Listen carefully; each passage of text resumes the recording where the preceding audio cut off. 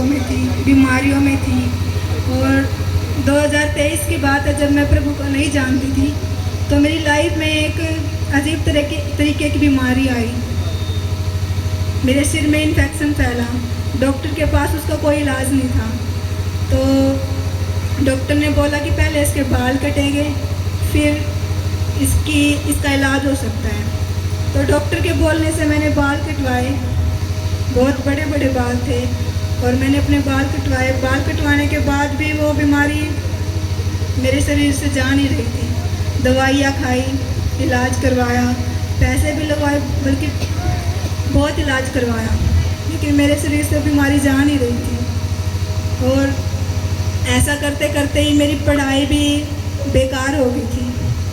पहले बीमारी में मैं मतलब बहुत पीछे थी पढ़ाई में, और बीमार होने के बाद भी तो मेरी पढ़ाई कुछ रही ही नहीं थी। और टीचर बोलने लगे थे, जब तक तेरी बीमारी है ना, जब तक तू स्कूल में मत आना।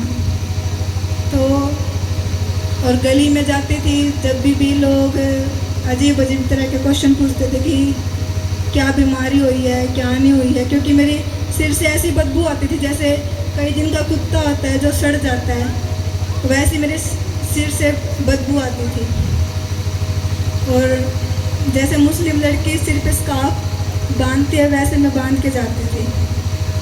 और गली में पता नहीं बच्चे बहुत मजाक उड़ाते थे कि मुस्लिम, मुल्लन, गंजी, पता नहीं कुछ कुछ बोल के वो मेरे को चिढ़ाते थे। और इन्हीं से मैं परेशान होकर अपने घर पे बैठ गई। घर पे कोई रहता नहीं था। मैं 20 दिन अपने घर पे रही बिना किसी से बताए। मम्मी बाहर काम पे जाती थी, पापा भी काम पे जाते थे, और मेरे भाई स्कूल में जाते थे। मैं बिना किसी की परमिशन के घर पे रही, बिना किसी को बताए। और टीचरों के फ़ोन आते थे तो मैं ब्लॉक कर देती थी उनके नंबर को, क्योंकि मेरी लाइफ में शर्मिंदगी थी और मैं बाहर किसी को फेस नहीं कर पा रही थी। जैसे मेरे को कुछ कुछ नाम लेके बोलते थे। तो 2023 के लास्ट में सितंबर में मेरे पापा को किसी ने बताया कि प्रभु यीशु मसीह का तू नाम ले और अपने परिवार को तू चर्च में लेकर जा, तो वहाँ तेरी लाइफ में काम हो गया। क्योंकि मम्मी भी जो दुष्ट आत्मा से परेशान थी, और उसी टाइम मेरे को भी दिक्कत होने लगी कि मैं चक्कर खा के पड़ जाती हूँ, कहीं कहीं मेरे को दौरे आ जाते, कभी वैसी तकलीफ़ कि मेरे को होश नहीं रहता, बहुत सारे अटैक। और उस अटैक के द्वारा मैं गलत संगति में भी गई, व्यभिचार में पड़ी, गलत संगत में पड़ी, बहुत तरीके के पाप मेरी लाइफ में आए। और अंदर ही अंदर मैं इन चीज़ों से छूटना चाहती थी, लेकिन कोई तरीका ही नहीं था मेरे पास कि कोई मुझे छुड़ा ले। और स्कूल में जाती थी तो एक कास्ट को लेकर भी बहुत उसमें कोई मेरे पास बैठना पसंद नहीं करता था, मेरे साथ खाना पसंद नहीं करता था, मेरी कास्ट को लेकर कोई मुझसे बात करना पसंद नहीं करता था। और कुछ मैं पढ़ाई में भी बहुत ढीली थी, उसकी वजह से भी कोई मेरे को पसंद ही नहीं करता था, ना ही टीचर ना ही बच्चे। तो ऐसे मैं जूझ रही थी उन चीज़ों से। तो जैसे जैसे मैं बढ़ती गई, वैसे वैसे मेरी लाइफ में पाप भी बहुत ज़्यादा बढ़ते गए। लेकिन प्रभु ही जाने कि उसने कैसी दया मेरी लाइफ में करी कि मेरे पापा के दोस्त के द्वारा हमारी लाइफ में प्रभु आए, और प्रभु ने अजीबोगरीब हमारी लाइफ में काम किए। और जब हम प्रभु में थे तो जब भी मेरी लाइफ में पाप था, घर में लड़ाई झगड़े, पापा ड्रिंक करते थे, किसी के साथ बनती नहीं थी, बहुत परेशान थे। कभी कोई मरने की बोल रहा है, कोई घर से भागने की बोल रहा है, बस ज़िंदगी बर्बाद थी। मम्मी पापा की कभी बनती नहीं थी। कभी हम मम्मी को बनाते थे, कभी पापा को बनाते थे कि मम्मी बोल ले पापा से, कि पापा मम्मी से बोल ले। ऐसे ही हम भी अपनी लाइफ में बहुत परेशान थे। जिस भी चीज़ में हमारा इंटरेस्ट होता था, वो चीज़ हम कर नहीं पाते थे, हमारा दिमाग नहीं चलता था, कोई भी चीज़ हमें याद नहीं रहती थी। बहुत सारे पाप थे, मैं बयान नहीं कर सकती कि कितने गहरे व्यभिचार में मैं पड़ी थी, बहुत ज़्यादा।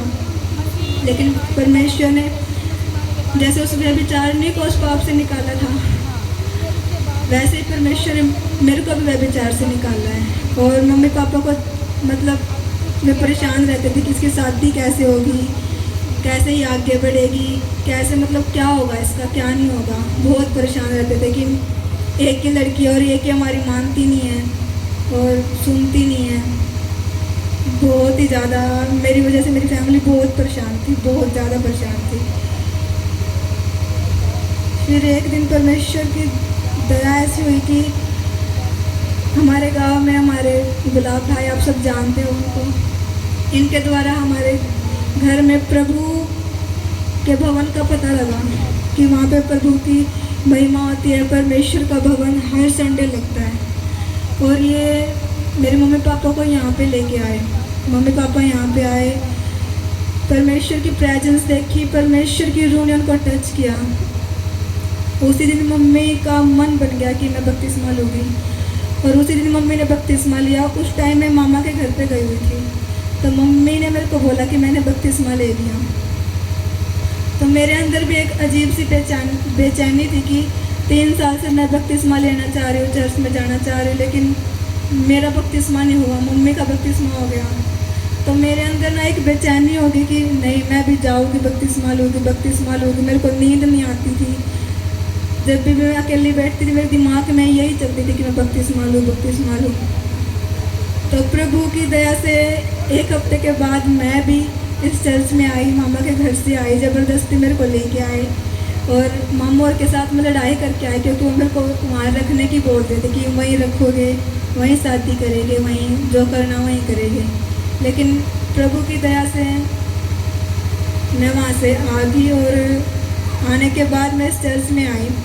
जब मैं इस चर्च में आई, पहले ही दिन मैं गुलाब भाई को भी सही तरीके से नहीं जानती थी, क्योंकि जब मैं छोटी सी थी जब भी मैंने इनको देखा होगा शायद, तो बस नाम का पता था, थोड़ा ही पता था कि हाँ कोई गुलाब नाम का भी भाई है, नहीं है, बस पक्का नहीं पता था। लेकिन जब मैं यहाँ पे आई, परमेश्वर की महिमा देखी, और मेरी लाइफ की एक टेस्टमनी है कि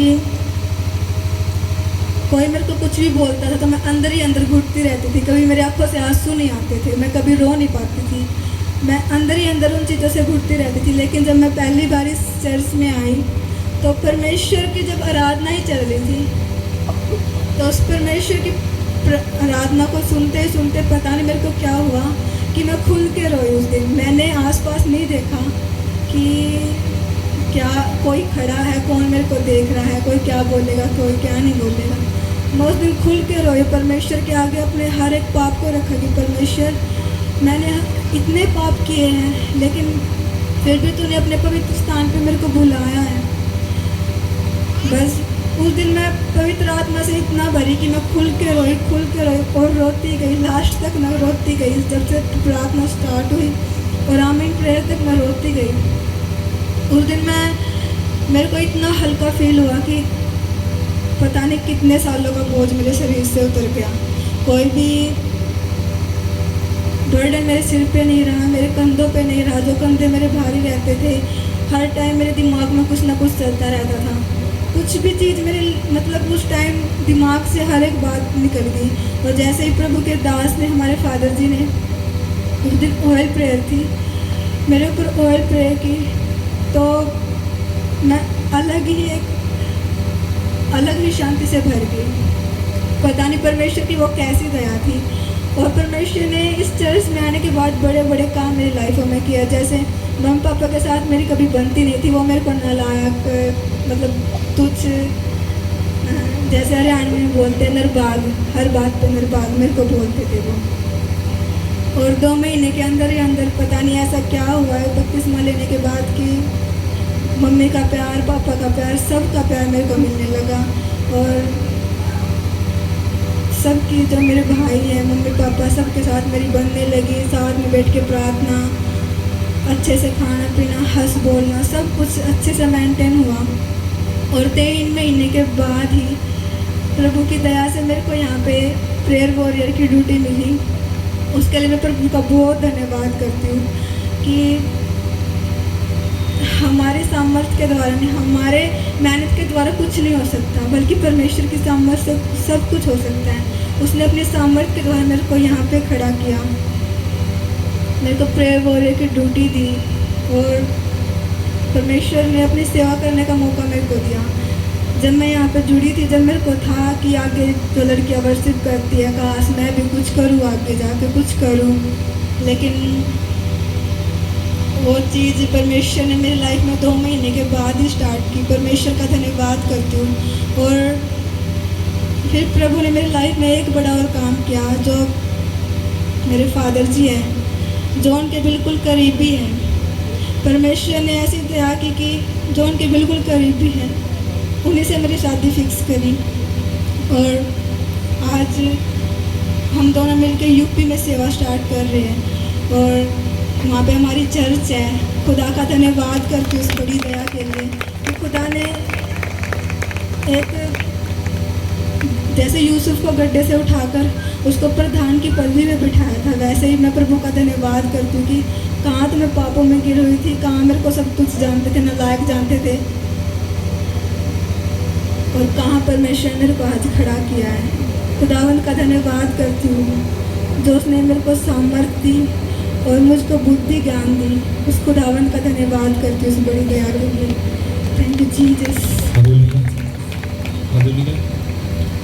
रियलिटी आदि तो पहले भी गवाही दी थी मुस्कान सिस्टर ने, क्योंकि सबसे सर्वप्रथम पे आया कि इन्हें खुदा की मोहब्बत को जाना और महसूस किया है, प्लस इसके परिवार के अंदर इसके खुद अपने ही, जैसे कि इसके माता पिता, इसके भाई इससे प्रेम नहीं करते, खुद भी अपने शब्दों में बयान नहीं कर पा रही कि किस तरीके से उन मतलब डिप्रेशन में, उस दुविधा में जूझ रही थी।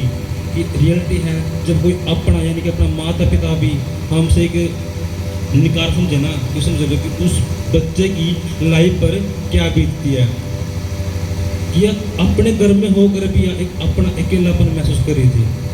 उस खुदा की दया के अनुसार, उस खुदा की मोहब्बत के अनुसार खुदा ने इसको अपने माँ बाप का एक मार्वलस, पहले से भी खुदा ने इसको ना वो मोहब्बत दी है खुदा की, अपने माँ बाप की। दूसरी अब खुद आप सिस्टर बोलती हैं कि अब बयान भी करी थी कि भाई कैसे इसके सर में एक अलग तरह का रोग था, एक जैसे कि लाइलाज रोके थे, डॉक्टर भी मना करके थे। हालेलुया, कैसे खुदा ने इसकी लाइफ में काम किया और उस बीमारी से, उस बदबू भरी जिंदगी से खुदा ने इसको नजाकत किया है। Hallelujah, hallelujah.